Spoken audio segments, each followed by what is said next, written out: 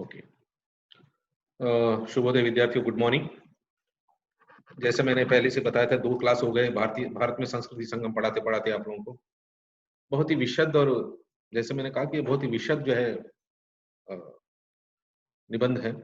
बहुत विस्तार से आपको समझाना पड़ेगा, क्योंकि संस्कृति की जब बात हम कर रहे हैं तो इसका मतलब सिंपल सी बात यह है कि पिछले भारत की जो है पिछले 3 से 4,000 साल पुरानी बातें हो रही हैं, और उन 3-4,000 साल के अंदर परिवर्तन कहाँ-कहाँ, कब-कब, कैसे-कैसे हुआ। तो भाषा, साहित्य और संस्कृति, ये तीनों एक दूसरे से जुड़ी हुई हैं। और जिसमें भी परिवर्तन होता है, चाहे भाषा के अंदर परिवर्तन हो, लिपि के माध्यम से हो, या फिर भाषा के अंदर बोली जाने वाली भाषा के अंदर परिवर्तन हो, तो भाषा के साथ साहित्य में परिवर्तन होगा, और संस्कृति में तो परिवर्तन, संस्कृति में जो परिवर्तन होगा साहित्य में परिलक्षित होगा, और साहित्य में परिलक्षित करने के लिए उसको लिखा जाएगा तो भाषा के माध्यम से या लिपि के माध्यम से लिखा जाएगा। तो ये जो है एक दूसरे से जुड़ी हुई चीजें हैं, जिनको अलग नहीं किया जा सकता। तो जब अलग हम नहीं कर सकते तो इनके अंदर परिवर्तन तो लाजिमी है। जब हिंदी साहित्य की हम बात करते हैं तो देखते हैं 1100 साल के अंदर क्या-क्या परिवर्तन हुआ। भाषा के माध्यम में से कहिए, या साहित्य के माध्यम से कहिए, और संस्कृति के माध्यम से, क्योंकि साहित्य के अंदर संस्कृति का ही तो परिलक्षित है। व्यक्ति का, जब व्यक्ति और समष्टि की बात, समाज की बात की जाती है, या अलग धर्मों की बात की जाती है, तो फिर वहां समाज, संस्कृति की बात की जाती है। एक तरह से देखा जाए कि वो लोग कैसे थे, क्या कर रहे थे, क्या खाते थे, क्या पीते थे। जैसे मैंने कहा कि जब आर्य इस देश में आए तो उनके देवी देवता इस देश में आए, उनके साथ उनकी पूजा पद्धति साथ में आई, उनकी अपनी संस्कृति, अपनी भाषा जो है साथ में आई। तो होता यह है कि चाहे वो आक्रमण के रूप में आए, या फिर नई जगह को ढूंढते हुए निकले वो लोग वहां से, नई जगह। क्योंकि किसी भी देश के अंदर पिछले जितने भी अब तक युद्ध हुए हैं, इस बीच तो युद्ध जो है बॉर्डरों पे ज्यादातर होते हैं। बॉर्डरों पे ही नहीं, अगर अगर गृह युद्ध होते हैं, या फिर कहिए गृह युद्ध होते हों, या फिर युद्ध होते हों, या फिर अत्याचार भी होते हों, तो देखते हैं कि पुरुष स्त्री पर अत्याचार पहले करता है, और ये मानकर चलता है कि जिस समाज से संबंधित वो स्त्री है, या जिस धर्म या जाति से संबंधित वो स्त्री है, अगर वो उस पर अत्याचार कर रहा है तो उस स्त्री के माध्यम से उस समाज पर, या उस जाति, या उस देश पर, उस धर्म पर अत्याचार कर रहा होता है। वो अपना जो है प्रभुत्व स्थापित करने की कोशिश करता है। याद रखिएगा, युद्ध और नारी करके एक निबंध जो है महादेव वर्मा ने लिखा है। युद्ध और नारी, कभी मौका मिले तो पढ़िएगा जरूर। साहित्यिक विद्यार्थियों को पढ़ना चाहिए, सामाजिक व्यक्ति को भी पढ़ना चाहिए, कि जितने भी दुनिया के अंदर अब तक समाज बनने के बाद, मनुष्य ने जब समाज बनाया, समाज की स्थापना की, संस्कृतियों की अलग अलग ढंग से स्थापना की, तो जहां जहां पुरुष युद्ध करने के लिए गया, वहां पर नारी पर जो है सबसे पहले प्रभाव पड़ा है। नारी के बाद जो है बच्चों पर प्रभाव पड़ा है। जो छोटे बच्चे थे, जिनको युद्ध का मतलब नहीं मालूम था, और युद्ध क्या होता है नहीं मालूम है, युद्ध क्यों होते हैं ये भी मालूम नहीं रहता, या फिर उस समाज के अंदर जो वृद्ध थे, जो वृद्ध थे या अपंग थे, उन पर प्रभाव पड़ा है। पर सबसे ज्यादा प्रभाव पड़ा है नारी पर। और युद्धों के खत्म होने के बाद जो है फिर नारी उठ खड़ी होती है, फिर अपने समाज को खड़ा करती है। पहले अपने परिवार को खड़ा करती है, जहां उसके छोटे छोटे बच्चे हैं, वो चाहे किसी रूप में उसने अपने, जिन लोगों ने उस पर प्रभुत्व स्थापित किया, जिन लोगों ने उस पर साम्राज्य स्थापित किया, या धर्म का परिवर्तन भी किया उसका, उसमें वो ढलती हुई जाकर क्या करती है कि वो फिर समाज को निर्माण करना पड़ा। हम देखते हैं जब 1947 में, 1947 में, जब भारत और पाकिस्तान का पार्टीशन हुआ, तो हम देखते हैं कि लाखों लोग, मतलब हिंदू लाखों लोग मारे गए, और मुसलमान उतने लोग मुसलमान मारे गए। तो जब यहां से पंजाब मुसलमान पहुंचे, या फिर वहां से जब हिंदू निकल रहे थे पाकिस्तान से, आज के पाकिस्तान के पंजाब जो है, आज जो पाकिस्तान के अंदर जो पंजाब है, वहां से समझिए सिंध में से सिंधी जो निकल रहे थे, हिंदू सिंधी, मुसलमान सिंधी नहीं, और बांग्लादेश की तरफ से, तो हुआ ये कि वहां के जो मुसलमान थे, उन लोगों ने हिंदू स्त्रियों को जाने नहीं दिया, बहुत सारे लोगों को अपहरण कर दिया, धर्म परिवर्तन करके उनका जो है फिर उन्होंने क्या किया, अपने धर्म के अंदर मिला लिया। और यही हिंदुस्तान के अंदर भी हुआ। ऐसा नहीं कि भाई हिंदुओं ने किया है, और आज भी होता है कि जब धार्मिक रूप से दंगे होते हैं तो घरों को जलाया जाता है, गाड़ियों को जलाया जाता है, और बहुत बार ये होता है कि स्त्रियों पर अत्याचार होता है। पहले स्त्रियों पर अत्याचार करते हुए ये समझते हैं कि हम दूसरे धर्म के जो ऊपर जो है हम विजय को प्राप्त कर रहे हैं। एक अत्याचार की जो है परिकाष्ठा है, जिसको हम पराकाष्ठा जिसको हम कहते हैं, वो है मनुष्य उस समय मनुष्य रहकर राक्षस बन जाता है, राक्षस से भी ज्यादा क्रूर हो जाता है। ठीक है, ये एक क्या कहेंगे, एक इतिहास है जो रोज रोज गढ़ता है अपने आप को, रोज रोज इतिहास जो है अपने को अपने नए रूप से लाता है, हमारे सामने लाता है, और आगे भी कम ज्यादा होता ही रहेगा, क्योंकि मनुष्य अंततः सामाजिक प्राणी के साथ साथ पशु भी है, उसके अंदर पशुत्व है। इसीलिए जो है संस्कृति, साहित्य, ये जो कुछ लिखा जाता है, वेद है, पुराण है, बाइबिल है, जिंदावस्था है, या जितने भी धार्मिक ग्रंथ लिखे गए, ये मनुष्य को मनुष्य की तरफ, मनुष्यता की तरफ ले जाने के लिए, क्योंकि मनुष्य जो है हमेशा पशुता की तरफ जा रहा होता है, तो उसको मनुष्यता की तरफ ले जाने के लिए, देवत्व की तरफ ले जाने के लिए सब किताबें लिखी। तो जैसे मैंने कहा आपको कि जब हिंदुस्तान के अंदर, मतलब दुनिया के अंदर जहां भी जो आक्रमणकारी जाते हैं, याद रखिएगा, वो किसी रूप में जाते हो, आक्रमण के लिए जाते हैं, वो नई नई जगह ढूंढने के लिए निकलते हैं। जैसे हम आज देखते हैं कि पिछले 100 साल से जो है, पिछले 70-80 साल से अमेरिका में जा रहे हैं हम लोग नौकरी के लिए। अब आक्रमण करने के लिए तो नहीं जा रहे हैं हम लोग, अच्छी पढ़ाई लिखाई हो चुकी है हम लोग की, अच्छी डिग्रियां मिली हैं, अच्छे दिमाग के लोग हैं हम लोग। तो बहुत बार ये होता है कि हमें जो अवसर यहाँ मिलने चाहिए, जीविका के अवसर, या फिर जो हमने पढ़ाई की उसके उसके मुताबिक जो नौकरियां होती हैं, यहाँ न मिल पाने के कारण हम दूसरी जगह चले जाते हैं। और जाने के बाद होता है ये धीरे कि वहां पर हम रहते हैं, वहां पर हम वहां की संस्कृति अपना लेते हैं, वहां की भाषा भी अपना लेते हैं। बहुत बार ये होता है कि हम वहां के जो स्त्रियां हैं, वहां के जो लोग हैं, उनसे हम विवाह भी कर लेते हैं। जब विवाह कर लेते हैं तो फिर एक तरह से एक नई संस्कृति का उत्पन्न होता है, नई संस्कृति पैदा करते हैं, जो हमारे यहाँ से हम जो लेके गए, और जहां पर हम पहुंचे, उस देश की संस्कृति, उसका वातावरण, उसका रंग रूप, कलर, खाना पीना, हम सब कुछ अपनाते हैं, जबकि हम कुछ दे भी रहे होते हैं, ऐसा नहीं कि नहीं दे रहे हैं। अगर आप अमेरिका में जाएंगे, किसी भी बड़े शहर में चले जाइए, तो जैसे मैंने कहा कि यहाँ पर अलग अलग प्रांतों के लोग, आप जहां जहां गए वहां वहां अपने खाना पीना लेके गए, कपड़ा पहन लेके, वैसे ही अमेरिका में आपको हिंदुस्तान के लोगों के साथ जो है, चाहे मुस्लिम हो या हिंदू हो, या हिंदू हिंदू समाज के अंदर जो अलग अलग भाषाओं को मानने वाले या प्रांतों से जो लोग पहुंचे, चाहे मराठी हो, गुजराती हो, पंजाबी, तो अपने खाने का ढंग लेके गए, और वहां पर उन्होंने रेस्टोरेंट्स खोले।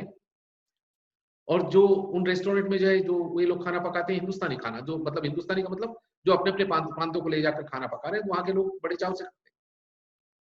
हम देखते हैं कि इंग्लैंड के अंदर जो है चिकन करी बहुत ही फेमस है, चिकन करी, वो उनके अभी खाने में शुमार हो चुका है। तो मेरा कहने का मतलब ये है कि हिंदुस्तान के अंदर जब बाहर से लोग आने प्रारंभ हुए, तो हम देखते हैं आर्य और अनार्य जब मिले, तो यहाँ के जो हमारे देवी देवता थे और उनकी देवी देवता जो थे, उनमें फर्क था।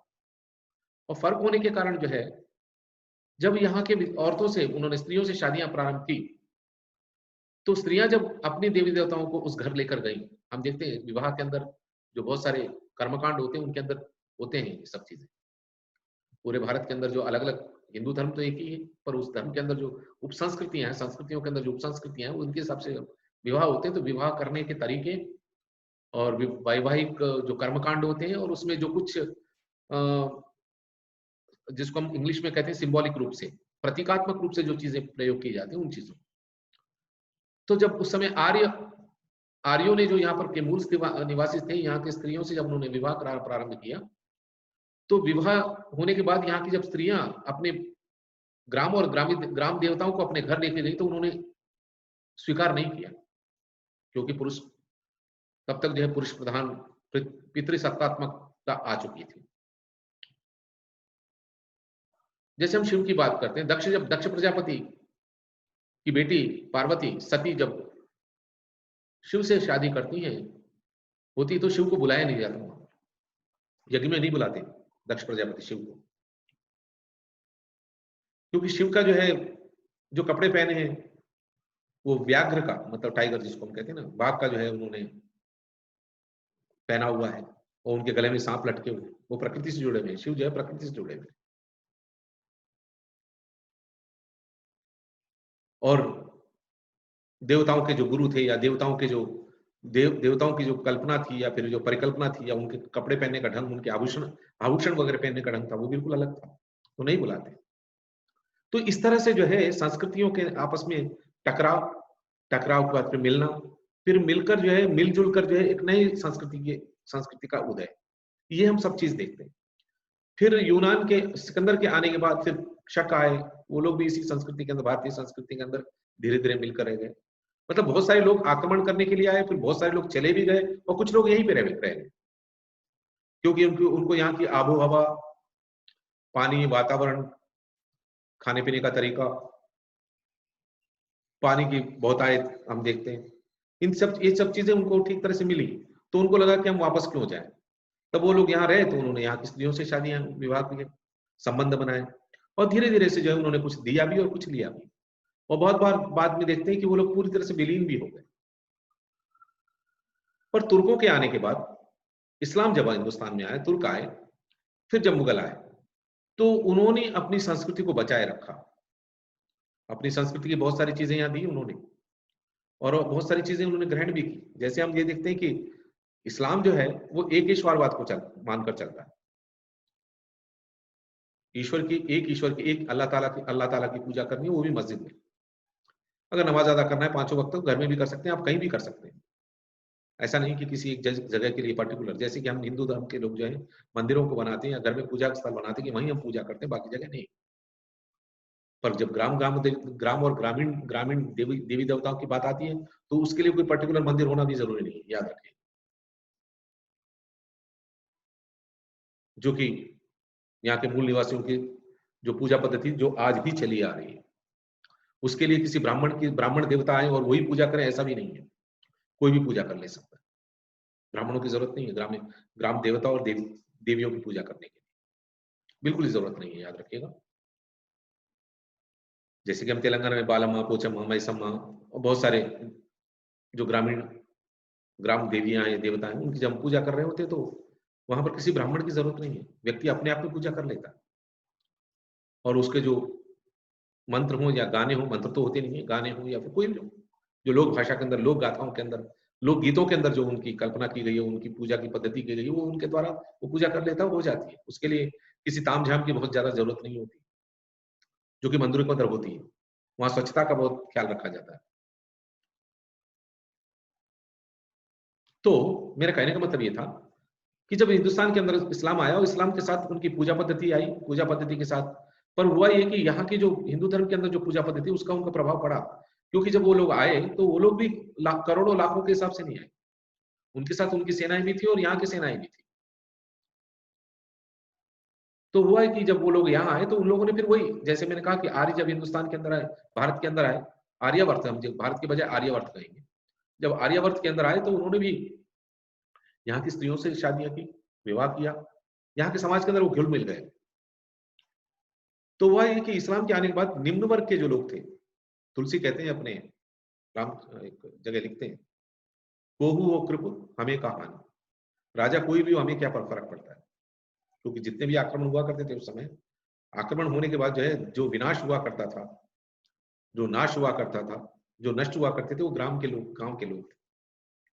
उनकी स्त्रियों के साथ ही बलात्कार हुआ करते थे, नगरों के नहीं, नगरों के बाद नहीं होता था। पहले तो एक सेना जब निकलती थी, जो बीच में जितने भी गांव आते थे, उनको नष्ट करते हुए, उनको कब्जा करते हुए, वहां की स्त्रियों पर अत्याचार करते हुए आगे बढ़ती जाती थी। तो इसलिए जो है तुलसी कहते हैं, को हो नृप हमें कहानी, चाहे राजा हिंदू हो, मुसलमान हो, कोई हो, हमें क्या आने पड़ता, हमें क्या फर्क पड़ता है, हमें तो दोनों ही छलेंगे, हमें दोनों ही जो है दुख पहुंचाएंगे। वहां उनका कहने का मतलब होता, समाज की सोच उस समय ऐसी थी। तो वह ये कि मुगलों के आने के बाद उन्होंने बहुत सारी चीजें हिंदुस्तान की अपनाई, संस्कृति, और अपनी बहुत सारी चीजें दी, जिसको हम खाने पीने का तरीका भी कह सकते हैं, या फिर आर्किटेक्चर, जिसको हम स्थापत्य कला कहते हैं। आज जितने भी हमें किले वगैरह मिलते हैं, या ताजमहल मिलते हैं, या फिर कुतुब मीनार मिलता है, या उससे पहले और उससे बाद की जितने भी चीजें हमको स्थापत्य कला के रूप में मिलते हैं, वो उनकी देन है। और उनकी देन के अंदर साउथ इंडिया में, मतलब जिसको हम दक्षिण भारत में कहते हैं, वहां तक उनका प्रभाव बहुत कम पहुंचा है, याद रखिए। दक्षिण भारत के अंदर जितने मंदिर बने हुए हैं या किले बनाए गए, किले बहुत कम है, पर मंदिर बहुत ज्यादा से ज्यादा मंदिर है। तो उनकी जो स्थापत्य कला है वो बिल्कुल अलग है। और उत्तर भारत के अंदर जो किले वगैरह बनाए गए या मंदिर बनाए गए या फिर ये कहिए कि स्मारक बनाए गए, उन सब के अंदर उनकी स्थापत्य कला, भारतीय स्थापत्य कला, और वो लोग जो जहां से ईरान से आए थे उनके अपने साथ उनकी जो स्थापत्य कला है उसको लेकर आए। आर्किटेक्चर जिसको हम कहते हैं ना कि भाई किस चीज को किस तरह से बनाएंगे, वो गुजरात तक हमको, मध्य प्रदेश, महाराष्ट्र तक हमें वो जब सब चीजें हमें दिखाई देती है। तो ये सब चीजें संस्कृति के अंदर, स्थापत्य कला भी संस्कृति के अंदर एक वास्तुकला है, स्थापत्य कला है, ये सब चीजें जो है, चित्रकला है, ये सभी चीजें जो है हमारी एक संस्कृति के अभिन्न अंग है। इनके द्वारा ही हम देखते हैं कि भारत पहले कैसे था और अब कैसे है और आगे क्या होगा। तो मुगलों के आने के बाद, इस्लाम के आने के बाद परिवर्तन हुआ। इस्लाम के अंदर एक ईश्वर की पूजा की बात की गई, निराकार ईश्वर, निर्विकार ईश्वर, एक ऐसा ईश्वर जो निराकार है, जो मस्जिदों में जाकर नमाज अदा करते हैं उसको याद करते हैं। पर साउथ एशिया के अंदर, जिस दक्षिण भारतीय, हम जिसको हम ये कहते हैं कि दक्षिण एशिया का जो बहुत सारे देश हैं, इन देशों में जो हिंदू धर्म का प्रभाव पड़ा, बौद्ध धर्म जो है Tibet, China, Japan, Indonesia, Malaysia, Sri Lanka, Burma, बहुत दूर तक पहुंचा। जैन धर्म नहीं पहुंचा, पर बुद्ध जो है अशोक के समय में बहुत दूर तक पहुंचा। अशोक के पुत्र और अशोक की पुत्री जो है वो बहुत दूर तक लेके गए उसको। आज जो कन्फ्यूशियस का जो प्रभाव है वो बुद्ध धर्म का प्रभाव, अगर हम शिवों का जो प्रभाव जहां पर जापान में दिखाई देता है वो बुद्ध धर्म का प्रभाव है। बुद्ध धर्म को वहां से थोड़ा अलग रूप से, अगर हम कंबोडिया चले जाते हैं, मलेशिया, इंडोनेशिया हम चले जाते हैं, तो वहां पर जो हिंदू धर्म के साथ जो बौद्ध धर्म की कलाएं जुड़ी हुई है, मान्यताएं जुड़ी हुई, वो जुड़ी हुई वहां पर, वो उनका रूप हमें वहां मिल जाता है और है भी। तो और मुस्लिम धर्म पर प्रभाव पड़ा इंडोनेशिया के अंदर, याद रखिएगा। दुनिया के अंदर जो है भारत के बाद अगर सबसे ज्यादा किसी मुस्लिम देश की आ जाती है इंडोनेशिया में, पर उस मुस्लिम देश के कल्चर पर जो है पूरी तरह से बौद्ध धर्म का प्रभाव है, जो हम हिंदू धर्म के एक छोटी सी शाखा मानकर चलते हैं, सनातन धर्म एक शाखा मानकर चलते हैं हम लोग। तो मैं बता रहा था आपको, तो उनके साथ हुआ ये कि साउथ एशियन कंट्री के अंदर जब इस्लाम आया, तो इस्लाम ने बहुत सारी चीजें हिंदू धर्म को अपनाया। ईरान से जब सूफी धर्म को भगाया गया, मतलब अत्याचार किए, तो वो लोग वहां से निकले और धीरे धीरे अफगानिस्तान और पाकिस्तान, आज का पाकिस्तान से होते हुए जब वो हिंदुस्तान पहुंचे, तो सूफी धर्म को लेकर आए, जो जिसको हम हिंदी साहित्य के अंदर प्रेम मार्गी शाखा कहते हैं, प्रेम को मानकर ईश्वर की आराधना, जबकि भारत के अंदर पहले से मौजूद थी। हम साकार ईश्वर की पूजा भी करते हैं और निराकार ईश्वर की भी पूजा करते हैं। तो सूफी मत के साथ जो है दरगाह पद्धति आई। दरगाह पद्धति अगर एक तरह से दूसरा रूप हम देखें तो मूर्ति पूजा है एक तरह से, जो हम हिंदू जो है मूर्तियों को रखकर पूजा करते हैं, एक तरह से वो दरगाह। वहां पर एक कोई संत व्यक्ति हुआ है, कोई एक ऐसा पीर हुआ, क्योंकि हमारे यहाँ हिंदू धर्म के अंदर जो है, भारतीय धर्म के अंदर या हिंदू धर्म के अंदर व्यक्ति जब मर जाता है तो उसको जलाने की पद्धति है। जरूरी नहीं है कि सभी जगह जलाने की पद्धति हो। बहुत जगह जो है, अगर उत्तर भारत चले जाइए तो बनारस के आसपास जो है वहां जलाते नहीं है, वहां बहा देते हैं, गंगा में शवों को बहा दिया जाता है, गंगा के सुपुर्द कर दिया जाता है। तो गंगा जहां जहां से होकर गुजरती, वो शव वहां होकर गुजरते हैं, और गंगा में रहने वाले जो पशु है, प्राणी है, वो उसको खा भी लेते हैं। वहां पर जलाया जाता है, वह बनारस के अंदर, वाराणसी में हरिश्चंद्र घाट है, जहां पर दिन रात शव जलते ही रहते हैं। एक ये पद्धति भी है, क्योंकि मैंने जैसे कहा कि आर्यों के आने से पहले यहाँ के जो मूल पुरुष थे, उनमें जो थी, उनमें ये था कि जमीन में गाड़ दिया जाता था शरीर को, जो कि इस्लाम के अंदर है, या जो कि क्रिश्चियनिटी के अंदर, कि व्यक्ति को जो है जमीन में गाड़ दिया जाए। वो हमारे यहाँ आज भी जो है ज्यादातर जो जिनको आज हम एससी कहते हैं या एसटी कहते हैं, वो लोग वही करते हैं, जलाते कम है, गाड़ते भी है, वो गाड़ते भी, मतलब अपनी इच्छा भी हो सकती है, या फिर वो जिस चीज को फॉलो कर रहा है, फिर वहां पर जो उसको चबूतरा बनाकर उसकी पूजा भी करते हैं, जो ये चीज हमारे से इस्लाम में पहुंची, दरगाह की पद्धति। कोई पीर हुआ है, कोई संत हुआ है, एक बहुत बड़ा औलिया हुआ है, उसके जो है मजार बनाकर, फिर दरगाह बनाकर वहां पर प्रार्थना करना, और उसके माध्यम से ईश्वर से मिलना, ईश्वर तक अपनी बात कहना। तो ये जो इस्लाम को है, इस्लाम के अंदर जो परिवर्तन है, ये साउथ एशिया इस्लाम, जिसको मैं दक्षिण भारतीय दक्षिण एशिया की जो आशिया जो खंड है उसकी बात कर रहा हूँ। अगर आप सऊदी अरबिया, ईरान की तरफ जाएंगे तो वहाँ पीर पीर की दरगाह या मज़ार इसकी कोई पद्धति नहीं है और उसको बुरा मानकर चलते हैं। वो इस्लाम के खिलाफ मानकर चलते हैं। ये इस्लाम के खिलाफ है भी। तो एक तरह से ये जो है मूर्ति का पूजन ही करना होगा। तो बहुत खाने के पीने की पद्धति में फर्क आया, कपड़े पहनने के उसमें भी फर्क आया। हमारे पास जो है उस समय पहले क्या हुआ करता था कि हम लोग धोती कुर्ता वगैरह धोती पहनते थे, और पुरुष कुर्ता भी हो सकता था, कुर्ता भी पहनते थे। पर उनके साथ आने के बाद जो है उनके उनके जो है कपड़ों का परिवर्तन, उनका कपड़ों का जो है हम लोगों ने सीखा क्या कैसे कपड़े हो सकते हैं। सिले हुए कपड़े जो थे, पहले सिले हुए कपड़े हमारे पास नहीं, तो सिले हुए कपड़े भी आए हमारे पास, कि उनको सिलने का तरीका आया। तो बहुत सारी चीज उपसंस्कृतियां संस्कृतियों को मिलती मिलती चली गई। फिर मुगलों के बाद जो है हिंदुस्तान में स्पेनिश आए, पुर्तगीज आए, फ्रेंच आए और उसके बाद अंग्रेज आए। तो अंग्रेजों के साथ जो हमारे पास जो है प्रजातांत्रिक व्यवस्था धीरे धीरे हमारे यहाँ पर पनपने लगी। उन्होंने हमारे इस देश पर राज्य तो किया, तो राज्य करने के साथ साथ उस राज्य का करने का तरीके के कारण या भाषा या संस्कृति के कारण, या कहिए कि उन्होंने इस देश पर राज्य करने के लिए जो एक स्कूल वगैरह खोले, उसके कारण जो पूरे देश के अंदर भारतीय मतलब जहां जहां अंग्रेज गए वहां वहां की बात है, क्योंकि माना जाता है कि 56 देश हैं कॉमनवेल्थ जिनको कहते हैं, जहां जहां अंग्रेजों ने जो है उनके राज्य में सूर्य अस्त नहीं होता था, तो वहां वहां जो जिनको हम आज कॉमनवेल्थ कहते हैं, जहां अंग्रेजों ने इंग्लैंड के रानी ने जहां जहां राज्य किया, वहां वहां अपनी संस्कृति, अपना खाना पीना, अपने धर्म को जो क्रिश्चियनिटी वो लेके गया, उसका प्रचार प्रसार प्रसार भी किया, वो चाहे किसी रूप में क्यों क्यों न किया, साम दाम दंड भेद सभी तरह से। पर उसके कारण जो परिवर्तन आया वो संस्कृति के अंदर परिवर्तन आया। जैसे मैंने कहा कि 100 साल पहले हमारे जो पूर्वज थे, या आज से 70 साल, खुद मेरे पिताजी भी जो है धोती कुर्ता पहनते थे। आज मैं जब कोई पूजा होता है तो भी मैं धोती कुर्ता पहनता हूँ, नहीं तो नहीं पहनता। तो एक संस्कृति के अंदर परिवर्तन है। एक कौन सी संस्कृति? जो वेशभूषा की संस्कृति, उसके अंदर परिवर्तन। शायद आगे 2 पीढ़ियों के बाद जो आने वाली पीढ़ी होगी, हमारी जो मेरे से जो तीसरी पीढ़ी होगी, उनको शायद धोती कुर्ता क्या होता है शायद ये ना मालूम हो, शायद वो म्यूजियम की चीज हो जाए। तो कहने का मतलब ये है कि संस्कृति के अंदर धीरे धीरे परिवर्तन। तो अंग्रेजों के आने के बाद जैसे जैसे आवागमन की व्यवस्था बढ़ने लगी, तो परिवार विखंडित होने शुरू हुए, परिवार के अंदर खंडन शुरू हुआ, लोग काम के लिए बाहर निकलने लगे, जैसे कि आज हम जा रहे हैं। तो जब काम करने के लिए बाहर निकल गए तो संस्कृति के अंदर फर्क आ जाता है। जो हम अपने विचार लेकर चलते हैं, अपने खाने पीने के ढंग लेकर चलते हैं, या हमारी सोच जो होती है, हमारी जो पूजा पद्धति होती है, या फिर हमारे जो त्योहार होते हैं, स्पेशली ये त्योहार जो होते हैं, ये इनको भी हम लेकर चलते हैं। अगर दक्षिण भारत की बात की जाए तो आपको दक्षिण भारत के अंदर गणपति के मंदिर बहुत कम दिखाई देंगे, गणेश के मंदिर, शिव के मंदिर ज्यादा है, राम के मंदिर है, वेंकटेश्वर के मंदिर है, पर शिव के ज्यादा से ज्यादा जो है शिव के मंदिर।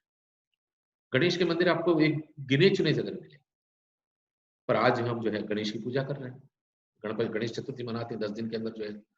तो कहां से निकली? महाराष्ट्र से निकली। लोकमान्य तिलक 1895 में उन्होंने प्रारंभ किया था गणेश की पूजा। उससे पहले हो रही थी, पर सार्वजनिक जिसको हम गणेश कहते हैं, उसकी सार्वजनिक गणेशोत्सव, वो आज पूरे हिंदुस्तान के अंदर जो है वो गणेश की पूजा होती है। अगर हम देखते हैं कि उत्तर भारत में पहले गणेश के मंदिर, आपको बहुत गणेश के मंदिर बहुत कम ही दिखाई देंगे, चाहे राजस्थान में हो या फिर उत्तर प्रदेश में हो। गणेश के मंदिर बहुत कम दिखाई देते थे पहले, बहुत ही कम। ऐतिहासिक रूप से गणेश की कई, क्योंकि गणेश हो, कार्तिकेयन हो या अयप्पा हो, ये दक्षिण अयप्पा और कार्तिकेय जो है वो गणेश जो है वो शिव के पुत्र हैं दोनों। जबकि आर्य जो है शिव को अपना देवता ही नहीं मानते थे, तो पूजा कैसे करेंगे? नहीं करते। तो इनके जो अयप्पा, कार्तिकेय या फिर गणेश जो है शिव के पुत्र होने के कारण ये लोग हम लोग पूजा करते थे। तो नॉर्थ इंडिया में, जिसको उत्तर भारत में कहते हैं, जो आर्य आए थे वो लोग नहीं करते थे। पर अब जो है पूरा बदल गया। आज से ठीक 150 साल पहले साईं बाबा हुए, 125 साल पहले एक संत, एक तरह संत के साथ सामाजिक कार्यकर्ता कहें, सामाजिक सेवक कहें, एक तरह से देखा जाए। हमने उनको जो है भगवान बना दिया, और जो है पूरे हिंदुस्तान के अंदर जो है आपके साईं बाबा के मंदिर दिखाई देते हैं। तो ये परिवर्तन जो है सालों सालों में होता है। मतलब हमने एक सामान्य से व्यक्ति को भगवान का रूप दे दिया। अगर उनकी तुलना और महात्मा गांधी के काम से की जाए एक तरह से, ये कंट्रोवर्सी भी हो सकती है, और महात्मा गांधी का काम बहुत बड़ा था। उन्होंने तो सिर्फ एक शिरडी का जो एरिया है उसमें सामाजिक काम किए महात्मा गांधी ने पूरे देश में आजादी की लड़ाई के लिए। इस कारण जो है हम हर गली गांव में सब जहां पर महात्मा गांधी की मूर्ति बनाकर पूजा करते हैं, मतलब 2 अक्टूबर को या फिर 15 अगस्त को या फिर 26 जनवरी को वगैरह। पर भगवान के रूप में पूजा जो है शिरडी की साईं बाबा की जाती है, साईं बाबा। तो मेरे कहने का मतलब यह है कि संस्कृति जो है अपने आप में धीरे धीरे बदलती रहती है। तो अंग्रेजों के आने के बाद भारतीय समाज के ऊपर बहुत ज्यादा प्रभाव पड़ा और संस्कृति के रूप में हम बहुत ज्यादा बदल भी गए। भाषा तो बदली, क्योंकि राज्य को चलाने के लिए, सरकार को चलाने के लिए उन्होंने अंग्रेजी को अपनाया पूरे देश में। फिर जो है स्वतंत्रता के बाद अंग्रेजी का भी व्यवस्था चलती रही और स्थानीय जो भाषाएं वो भी चलती रही। और फिर उसके बाद शिक्षा पद्धति के अंदर बहुत सारी पद्धति, मतलब मैकाले की जो शिक्षा पद्धति जो अंग्रेज अपने साथ लाए थे वो तो है ही, और उसके अंदर थोड़े बहुत जो है परिवर्तन धीरे धीरे हम देख रहे हैं। तो आपको, मुझे लगता है कि आपको ये लेसन जो है बहुत अच्छी तरह समझ में आ गया होगा कि संस्कृति है क्या। तो इसके साथ आपको एक चीज और मैं बताता चलूं कि इसके बाद जो मैं आपको नेक्स्ट, मतलब अगली जो कक्षा लूंगा, तो वो कक्षा जो होगी, वो कक्षा जो है राष्ट्र का स्वरूप। तो राष्ट्र का स्वरूप का मतलब क्या हुआ? संस्कृति हुई, इंटेंट है। कितने 35 हो गए? अच्छा ठीक, खड़े हो। तो जैसे मैंने कहा कि एक सर से देखा जाए तो भारत में संस्कृति संघ का जो निबंध है, जस्ट फाइन आ जाओ, तो इसका एक्सटेंशन एक रूप हमको, राष्ट्र का स्वरूप हमको दिखाई देगा। अगला जो निबंध है वासुदेव शरण अग्रवाल जी जो लिखा है, जिसमें मैं प्रस्तावना कर रहा हूं उसमें उसके बारे में समझाऊंगा। तो जब हम राष्ट्र की कल्पना कर रहे हैं, देश की कल्पना कर रहे हैं, तो एक देश की कल्पना के साथ हमारे दिमाग में तुरंत जो है, हम भारत देश की बात करते हैं तो हमारे आंखों के सामने हमारी संस्कृति आ जाती है। आंख बंद करके हम देखते हैं तो संस्कृति के साथ हमारी भाषा अपनी आ जाती है, उसके साथ फिर हमारा साहित्य भी आ जाता है, उसके साथ हमारे खाने पीने का ढंग भी आ जाता है, उसके साथ हमारे उठने बैठने का भी ढंग आता है, उसके साथ हमारी जो त्योहार मनाते हैं हम लोग, जो पहला त्योहार होता है जिसको मराठी में गुड़ी पाड़वा कहते हैं या फिर यहाँ पर हम उगादी कहते हैं, युगादि। अच्छा, उगादि के बजाय युगादि, मतलब युग का प्रारंभ, या फिर आप उधर चले जाइए पंजाब में बैसाखी मनाई जाती है। अब हमारे यहाँ जो है युगादि जो है तेलंगाना में या फिर आंध्र प्रदेश में जो युगादि माना जाता है कि भाई यहाँ से आज से जो है दुनिया प्रारंभ हुई है, मतलब वर्ष का प्रारंभ माना गया। तो जरूरी नहीं है कि केरला के अंदर उसी दिनों, उन्हीं दिनों को जो माना जाए, वो जरूरी नहीं है कि बंगाल के अंदर उसी चीज को माना जाए। उनके अपने अपने तारीख अलग अलग है। तेलंगाना, आंध्र प्रदेश और जो है महाराष्ट्र में गुड़ी पाड़वा या फिर युगादि एक ही दिन मनाया जाता है, पर बैसाखी जो है अलग ढंग से मनाई जाती है। गुजरात चले जाते हैं तो उनका अपना जो है, मतलब जो है मैंने जैसे कहा कि संस्कृति के अंदर फिर उप संस्कृति है। तो नववर्ष का प्रारंभ हो, क्योंकि हिंदुस्तान पर जो है कम से कम 200 साल तक अंग्रेजों ने शासन किया, इसलिए हम नववर्ष जो है 1 जनवरी को मनाते हैं। 31 दिसंबर को हम रात भर जो है नाचते हैं, गाते हैं। फिर नववर्ष की जो है हम जो है आगमन की खुशी मनाते हैं।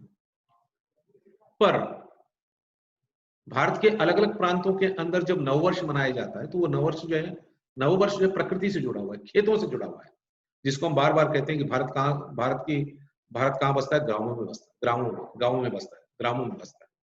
तो वहां पर जो लोग हुए, वहां जो लोग, जिन लोगों ने ग्रामीण व्यवस्था या ग्रामीण जो पर्व है, जो खेती होती है, खेती के बाद जो कहाँ से वो प्रारंभ करते हैं, उनका नववर्ष अलग अलग है। हर एक प्रांतों में अंदर, भारत के अंदर जाएंगे तो आप नववर्ष जो है, कुछ प्रांतों के अंदर एक ही दिन होता है, कुछ प्रांतों में अलग अलग समय में माना जाता है। केरला जाएंगे तो उनका ओणम जो भी आने वाला है वो अलग है, 25 के बाद ओणम का पर्व होता है, तो वो नववर्ष। तो नववर्ष की भी बातें अलग है। हमारे भारतीय जितने भी हिंदू धर्म के अंदर जो बड़े बड़े धर्म है, जैसे दीपावली है, दशहरा है, ये जो है समष्टिगत रूप से सारे हिंदुस्तान के लोग मनाते हैं, पहले भी मनाते थे। रामनवमी कुछ दिनों से, कुछ सालों से या कुछ सैकड़ों सालों से मना रहे हैं हम लोग। कृष्ण जन्माष्टमी ये सैकड़ों सालों से मनाई जा रही है। होली हजारों सालों से मनाई जा रही है। ये जो है ऋतु का संगम जहाँ होता है, ठंड का खत्म होना और गर्मी का धीरे धीरे से प्रारंभ होना, इसको होली को माना गया। उसके बाद वसंत पंचमी, तो ये प्रकृति से जुड़े हुए हैं, जहां पर समय और समय के साथ वातावरण में बदलाव आता है, वहां से जो है नए नए जो है पर्व मनाए जाते हैं, त्योहार मनाए जाते हैं। ये अपनी उपसंस्कृतियां हैं। फिर हम सोचते हैं कि भाई ऐसा क्यों है, तो है क्योंकि वातावरण जो जैसे मैंने कहा कन्याकुमारी में जो वातावरण होगा, जरूरी नहीं है कि वही वातावरण कन्याकुमारी में हो या फिर पांडिचेरी, जिसको हम पुडुचेरी कहते हैं, पुडुचेरी में वही वातावरण नहीं है। तो वातावरण के हिसाब से भी हमारे पर्व हैं, अपने अपने त्योहार हैं, और उन त्योहारों में अंदर जो है नववर्ष की कल्पना जो की गई है वो अलग अलग। उन त्योहारों के अंदर फिर एक हमारे समष्टिगत से त्योहार भी है, जैसे कुंभ का मेला, अर्ध कुंभ का मेला, या फिर जो है चारों धाम की यात्रा, इसकी जो कल्पना की है शंकराचार्य ने। ये कल्पना इसलिए की कि हम देश में अलग अलग प्रांतों में रहने वाले लोग दूसरी जगह जाकर हम देखें कि हमारा देश है कैसा, कितना विस्तृत है, और कितनी विस्तृत विस्तृत जो इतना विस्तृत देश है उसके अंदर कितनी उपसंस्कृतियां हैं और कितनी संस्कृतियां हैं। ये चार धाम की यात्रा जो उन्होंने प्रारंभ की, काशी की यात्रा। आज हम तिरुपति जो है तुरंत चले जाते, तुरंत आते हैं, पहले ऐसे नहीं हुआ करता था। लोग पैदल निकलते थे घर से दर्शन करने के लिए। तो दर्शन करने का मतलब ईश्वर का दर्शन करने के लिए जब निकल रहे होते, तो जो बीच में जो लोग जा रहे हैं, चाहे वो बैलगाड़ी पे जा रहे हो, घोड़े पे जा रहे हो, पैदल भी जा रहे हैं दर्शन के लिए, तो बीच में जो हजारों किलोमीटर का जो प्रवास होता था, उस हजारों किलोमीटर के प्रवास के अंदर लोग नई नई संस्कृतियों से, नई भाषा से, नए लोगों से, नए विचारों से, नए खाने पीने से, नए कपड़े पहनने के तरीकों को देख कर जाते थे और उसका अनुभव करते हुए जाते थे। कुछ चीजें देते हुए जाते थे, कुछ चीजें अपनाते हुए भी जाते थे। ये तीर्थ यात्राएं जितनी भी हुआ करती थी। अगर हम गुजरात के खाने पीने की बात करते हैं तो हम देखते हैं कि वहां पर जो तेल का प्रयोग सभी खानों के अंदर ज्यादा होता है, उस खाने के अंदर मीठे का प्रभाव ज्यादा होता है। उनके उनके खाने का ढंग या उनके खाने को बनाने का ढंग वो अलग है। जो चीजें प्रयोग करते हैं वो ठीक है, भारत के अंदर सभी जगह होता है, पर उन वस्तुओं का प्रयोग करने का ढंग वो अलग है। तो मैं समझता हूँ कि आपको ये जो भारत में संस्कृति संगम है, ये पूरी तरह से समझ में आ गया होगा। अगर इसके विषय में कभी कोई डाउट है तो जरूर मुझसे पूछेगा, मैं हर प्रश्न का मैं समाधान जरूर करूँगा। तो अगला जो लेसन होगा, अगली जो कक्षा होगी, वो कक्षा होगी राष्ट्र का स्वरूप। धन्यवाद।